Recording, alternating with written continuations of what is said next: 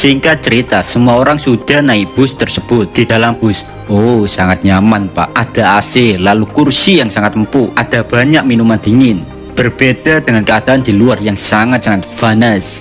Bus ini dilengkapi dengan senjata yang dapat menghancurkan batu-batu besar sekalipun.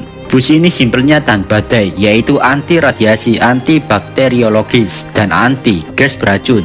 Jadi bisa dibilang bus ini tempat yang paling aman untuk pelindungan dari bom juga pak. Di dalam bus juga anak buah Karman sangat mengagumi apa yang telah Veldora dan kawan-kawan buat, yaitu pakaian seperti Powerade Suite miliknya. Tapi bedanya karya Veldora dan kawan-kawan lebih OP lagi pak. Setara struktur yang dipakai Imaginary 4. Tepat di tengah perjalanan, bus mereka dihadang oleh bandit cebok lapis baja. Namun bawahan Karman yang telah menggunakan pakaian tempur buatan Veldora dan kawan-kawan, mereka pun keluar bus. Para bawahan Karman bergerak dengan kecepatan suara, kemampuan super, dan daya tembak super. Dan dalam sekejap mereka dapat menyingkirkan bandit-bandit itu tanpa perlu waktu lama. Setelah itu mereka melanjutkan perjalanan lagi, dan setelah 1 jam perjalanan, akhirnya mereka telah sampai di tempat tujuan. Di situ mereka sudah ditunggu oleh seorang pria yang bernama Reis. Reis mengatakan jika dia disuruh Michele untuk menunggu mereka, tapi Sharma dan Rindo tidak mempercayai hal itu. Namun Zaza berusaha menenangkan mereka jika semuanya sudah diatur Michele, jadi nggak usah terlalu takut sama Reis. Tapi tiba-tiba datanglah Jekyll yang tubuhnya dipenuhi luka. Jekyll pun menghampiri semua orang di situ. Jekyll yang dipenuhi luka, dia langsung dirawat oleh Karman dan Reis. Di situ Zaza bertanya lagi, "Oi Jekyll, kenapa kau berada di sini?" Jekyll pun menjelaskan jika saat itu Kristoff tiba-tiba datang ke kota selatan dan mereka langsung melakukan suatu perbincangan. Namun dari perbincangan itu, Kristoff emosi karena Jenderal Michele tidak setuju dengannya. Alhasil, Kristoff pun menyatakan perang dan pada akhirnya Jenderal Michele kalah. Alasan Michele kalah adalah dia bertarung sambil melindungi warga sipil. Dan diketahui karena perang itu banyak warga yang mati dan kota dilanda kekacauan. Jekyll memanfaatkan kekacauan itu untuk melarikan diri. Di situ Jekyll meminta semua orang membantunya untuk menyelamatkan Jenderal Michele, dan rencananya adalah ada yang bertugas menjadi umpan, sedangkan orang yang kuat ikut Jekyll menyelamatkan Michele. Saat mendengar itu, Sharma dan Rindo tidak setuju karena jika para orang kuat ikut Jekyll, maka tidak ada yang akan melindungi anak-anak dan orang dewasa yang gak bisa bertarung. Dari perkataan Jekyll ini, orang bodoh saja sudah tahu jika dia merencanakan sesuatu. Tapi lebih bodohnya lagi, Karman dan para anak buahnya menawarkan diri akan ikut dengan Jekyll untuk menyelamatkan Jenderal Michele. Sejenak terbesit rasa ragu di dalam hati Zaza, di mana dia ingin juga ikut dengan Jekyll. Tapi di satu sisi, dia juga ingin tetap di sini melindungi orang-orang yang lain. Reis yang mendengar keluh kesah Zaza, dia berkata, "Zaza-san, bukankah ini waktu yang tepat? Kita memiliki Jekyll. Jika kita bisa menyelamatkan Jenderal Michele, maka kemungkinan kita juga bisa mengalahkan Kristoff." Saat mendengar hal itu, Sharma dan Zaza berpikir ada benarnya juga perkataan Reis.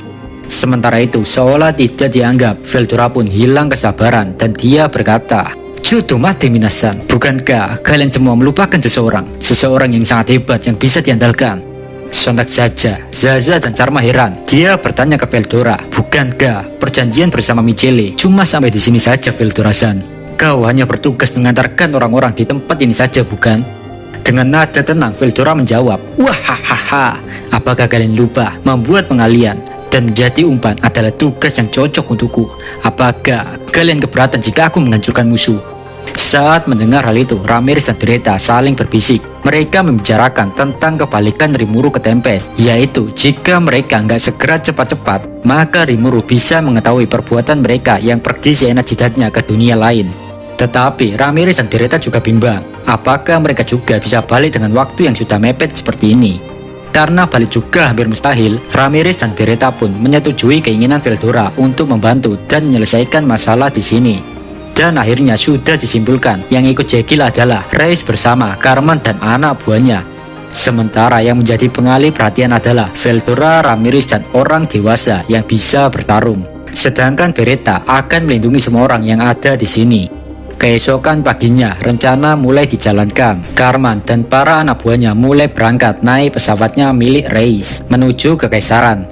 Dan di sini keanehan mulai muncul. Jekyll membuka mulutnya dan bertanya kepada Cartman. Cartman-san, aku ingin mengetahui sesuatu. Sekuat apa Veldora itu sebenarnya? Kenapa kalian tidak bisa mengalahkan saat penyerangan? Cartman pun menjawab, kami tidak melawan Veldora sama. Kami semua dikalahkan oleh seseorang seperti monster yang bernama Beretta. Semua senjata kami tidak ada apa-apanya di hadapannya. Sedangkan Veldora sama adalah dia orang yang berbeda. Bahkan kekuatannya di luar batas imajinasi kami. Veldora sama bisa dengan mudah mengalahkan Super Beast hanya dengan tangan kosong saja. Saat mendengar hal itu, Jekyll tidak percaya ucapan Cartman. Jekyll menganggap jika Cartman terlalu membesar-besarkan kekuatan Veldora dan Beretta. Di satu sisi, Cartman juga tertawa. Karena menurut Cartman, dia juga nggak bisa mempercayai ini jika ada kekuatan seperti itu di dunia seperti ini. Lantas di situ Jekyll bertanya lagi, seigbuk seperti apa Veldora dan Beretta itu? Cartman menjawab, itu pertanyaan yang sangat sulit Jekyll-san. Aku juga tidak tahu, bahkan semalam Veldora dan kawan-kawan mampu memodifikasi tubuh kami. Mungkin Veldora dan kawan-kawan adalah karya beberapa ilmuwan luar biasa dari kota. Entah kenapa Jekyll tiba-tiba tersenyum psikopat. Jekyll pun berkata, untung saja salah satu di antara mereka tidak ada yang naik pesawat ini, tapi kami akan menangkapnya nanti. Wahahaha. Saat mendengar hal itu, sontak saja Cartman bingung. Apa maksudmu Jekyll-san? Ucap Cartman. Jekyll pun menjawab, kau memang sangat-sangat lemot Cartman. Karena kebutuhanmu ini, mereka semua telah masuk ke dalam rangkapku. Sontak saja Cartman langsung emosi karena ngerasa dibodohi Jekyll. Cartman pun berteriak, Minasan, cepat lari, cari power suit milik kita. Jekyll makin menertawakan kebutuhan Cartman karena anak buah Cartman tidak ada yang menjaga power suit milik mereka. Cartman pun bertanya kepada Jekyll, apa yang sebenarnya kau rencanakan bajingan? Jekyll pun menjelaskan jika dia ingin membunuh musuh berbahaya yang bahkan Michele nggak bisa melawannya. Dan rencana Jekyll adalah jika Veldora sudah sampai ke tempat yang telah ditentukan, maka tamat sudah riwayat Veldora. Jekyll berniat membunuh Veldora dengan Sieg Tyrant, senjata kuno terkuat di dunia lain yang katanya bisa menghancurkan kota.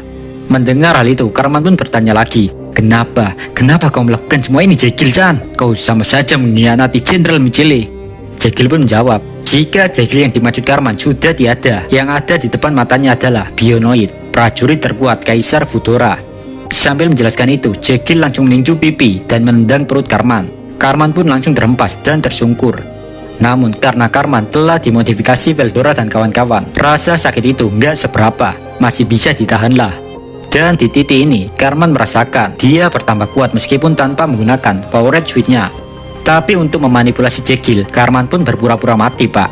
Melalui telepati land, Cartman menghubungi anak buahnya agar Jekyll tidak tahu apa yang mereka rencanakan. Namun tiba-tiba Rex datang dan mengatakan kepada Jekyll jika power switch milik Cartman dan anak buahnya telah dihancurkan. Mendengar hal itu, Cartman pun yang pura-pura mati langsung membuka matanya dan berkata, sialan kalian semua. Rex yang mengetahui Cartman masih hidup, dia merubah tangan kanannya menjadi sebuah pisau dan ingin mengakhiri riwayat Cartman. Tapi di saat yang sama terdengar ledakan cukup keras dan ternyata para anak buah Cartman telah merusak sistem kontrol pesawat dan dalam 50 detik pesawat ini akan menabrak daratan. Senyum nakal menghiasi wajah Cartman. Cartman dan anak buahnya berniat membawa Jekyll dan Rex mati bersama dalam aksi bunuh dirinya. Namun Rex berkata, sayang sekali Cartman-san, semua usahamu sia-sia.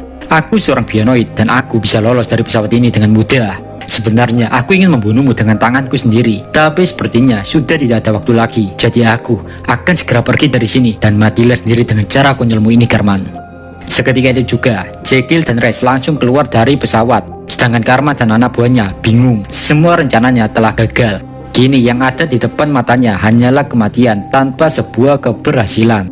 Di situ, Cartman pun menyuruh anak buahnya berkumpul membentuk lingkaran, dan sejenak mereka berunding.